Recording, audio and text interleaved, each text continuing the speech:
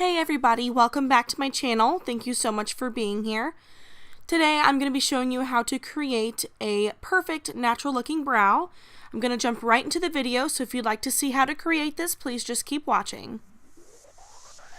First things first, I'm just going to take my E.L.F brow pencil and run the spoolie through my brow. Then I'm just going to flip it over and fill in the patchy spots of my brows.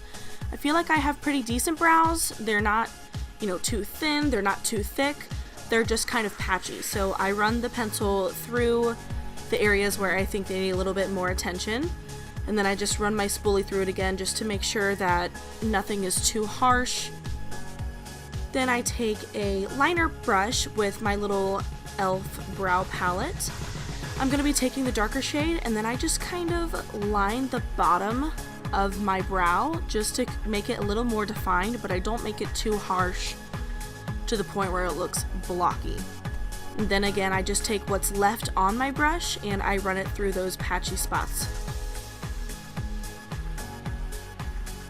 I also take the spoolie and run it through after each step just to make sure nothing is too harsh or clumped together.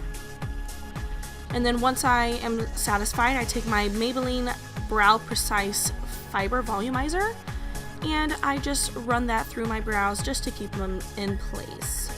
I love this stuff. Not that I need any longer brows, but I just love the way it holds my brows together. So I run that through my brow until I'm satisfied.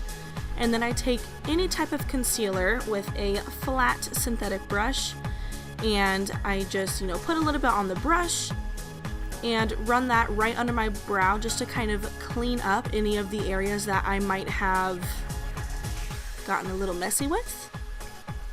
So I just run that through until it looks okay, and then I blend the concealer out onto my lid, and that is all I do.